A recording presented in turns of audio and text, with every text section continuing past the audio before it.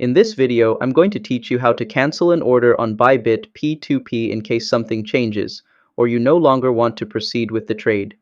Knowing how to cancel quickly is useful for avoiding locked funds or unnecessary disputes. Let's get started. First, go to bybit.com and sign into your account. Make sure you're fully logged in so you can access your P2P order history and take action on any trades you've made. Next, go to the top navigation bar, hover over Buy Crypto, and click on P2P Trading. This takes you to the peer-to-peer trading section where users can buy or sell crypto directly with each other. Then, navigate to the Orders section where all your current and past P2P trades are listed.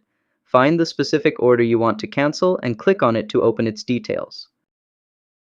Now, at the bottom of your P2P order page, you'll see a Cancel Order button.